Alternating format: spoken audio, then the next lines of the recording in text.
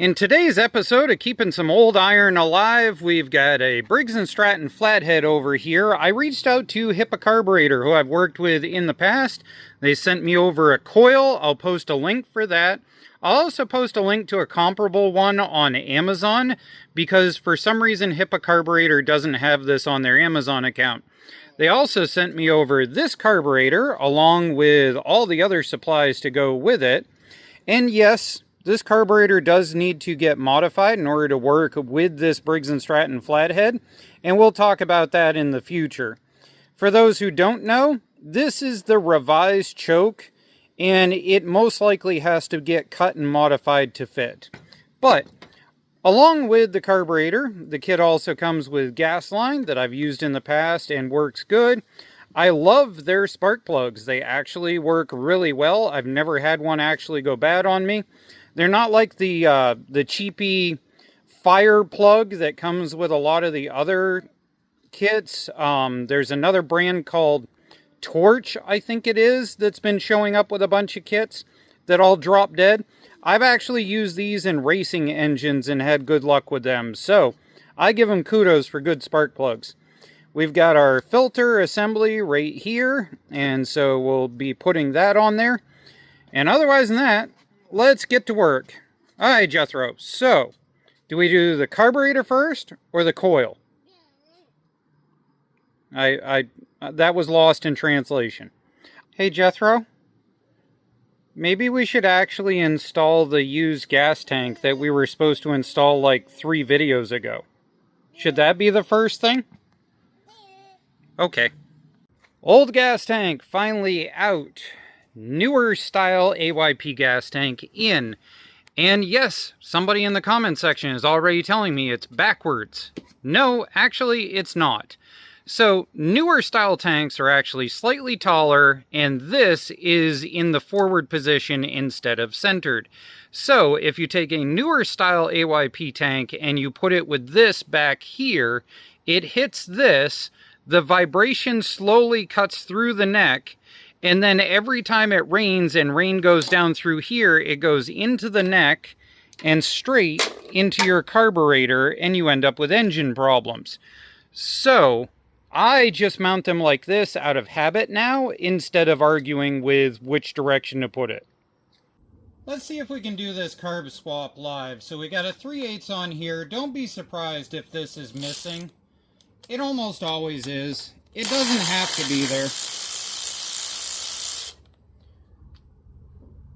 Alright, these two are going to be 7/16, and in behind is going to be the PCV hose. You just slip it off the back with your thumb. Just give it a shove like that and it'll pop right off.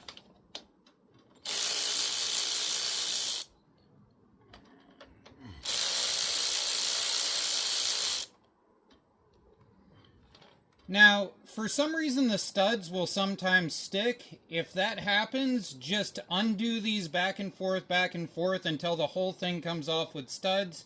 Then take the studs out separately in like a vise or something. But at this point, once the PCV hose is off, you should be able to slide this back and show everything. Now, this one's already been modified. This right here has been cut so that it fits this piece right here that's on the more modern version of the carbs. Just so that you're aware, sometimes you do have to modify it to fit.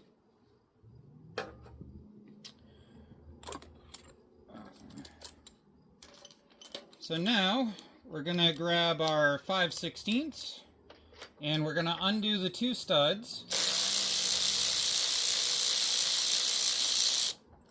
So there's 1.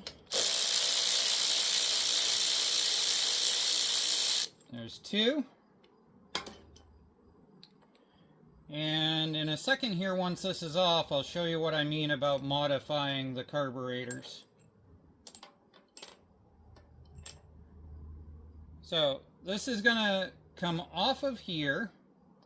You're going to rotate the choke under the throttle linkage, like so. Then you're going to tip the whole carburetor that way in order to unhook everything. So we're going to tip it, and then we're going to unhook it. And now if we set the linkage down slowly, and we set this right here, now what we're going to see is on the top of these two carburetors, if I put them side by side, you have to cut this off, and you have to cut that nub off, okay? So cut that side off, and cut the nub off. So, let's do that. Alright. 1.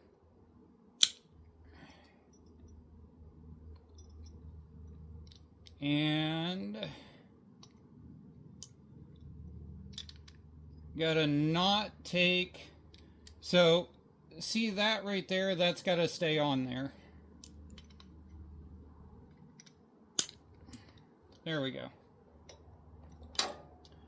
Okay, so at this point we can start putting this thing back together. So first thing we're going to do is we're going to put our choke back on. We're going to loop that through the outer one, and then we're going to spin the whole assembly so that the choke is 180 out. I prefer to put the spring in first and then pull it tight to put the rod in. It really honestly does not matter. So now you're going to line your choke rod up with the slot that's on the back side of this. And we're going to 180 everything. Now, as you can see, we had a gasket there. So we've got to put the same gasket on that side. Got our gasket. We're going to put that right there. And we're going to slide our mounting studs through. They only go in one way, so you can't really mess it up.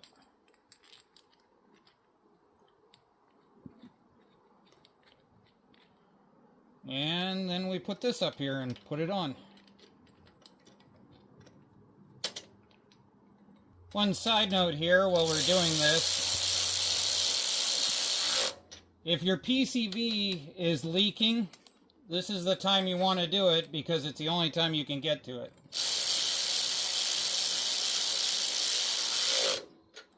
There we go. We're not doing overly tight, we're just snugging them. So right now we're going to swap a 7/16 onto the ratchet so that we've got it all set. And when we go to put this on, this is where the PCV hose goes on. And I prefer to put the PCV hose back on after. You can put it on before if you like. And this is provided in order to go on here, but it doesn't actually fit over the studs. So I'm not sure why they even included that. But we're just going to get this slid on and do the PCV hose right now before we forget it. I do the PCV hose before I put the nuts on, just because that way I don't forget. Alright, so that's going to go on there. Both of those. And you want to kind of go back and forth, back and forth. You're not looking to be brutal. I mean, it's plastic, so don't get too brutal with it. You do need to make sure this seals correctly, or else it will change your air-fuel ratio in the carb and do stupid things. Alright, and since we have it, we'll put the 3/8 back up here.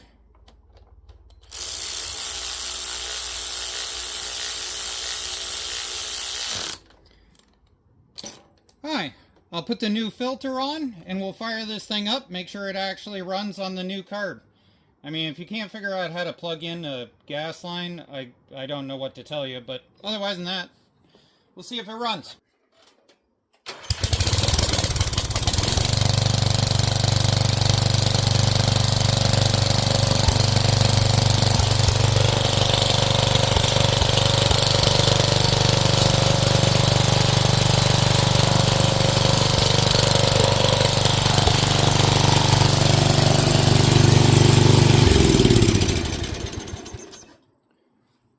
Cool.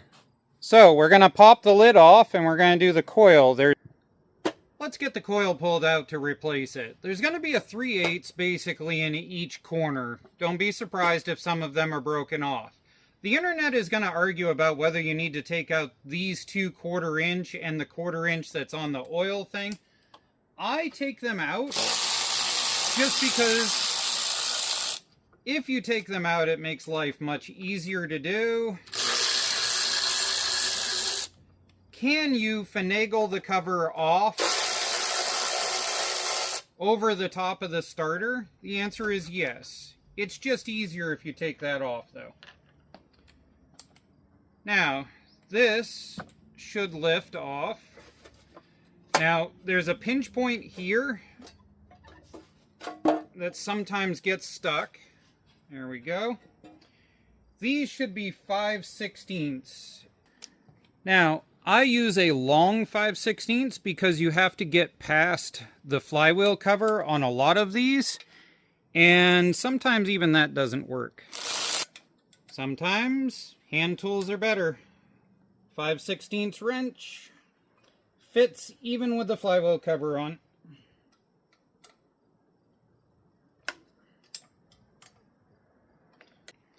And this is your kill wire down in underneath here. So if you're ever putting a toggle kill onto one of these Briggs, you just connect it to this spot right here.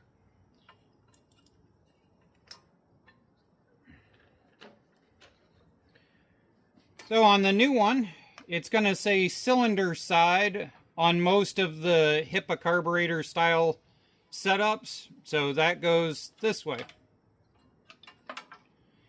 And yes, it has an insane amount of extra spark plug wire for it. That's because a lot of these Briggs and Strattons all use the exact same coil, but a different length wire. Well, I've got the chance right now. I'm going to put some anti-seize onto these. I know that's kind of a back and forth topic on the internet, whether anti-seize is a good idea or not. I swear by it here in Maine, because everything up here in Maine rusts. But, I don't know. What do you guys think? You think anti-seize is worth putting on everything or no? Alright, let's get a piece of cardboard in here so that we can space this out. I hate this type of fan shroud. It makes this a very unpleasant situation.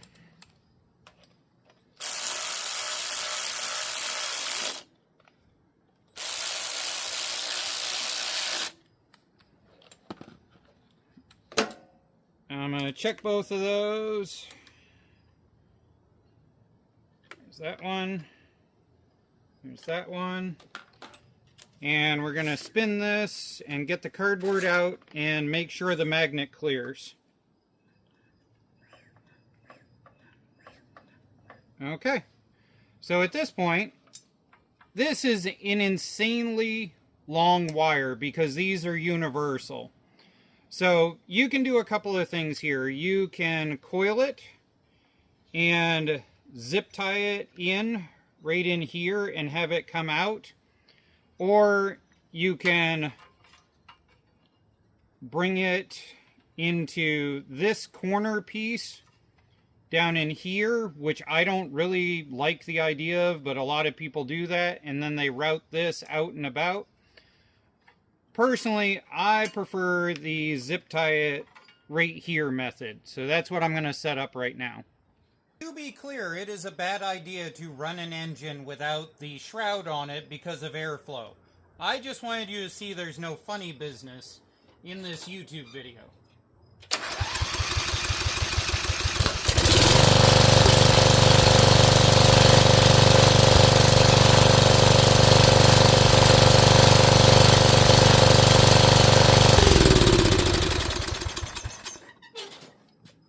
There we go.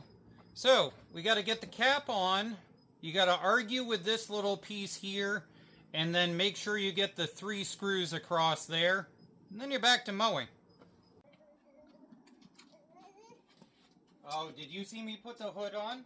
Does that mean it's time to go for a drive? Come on. Alright. Alright. Clutch, neutral, and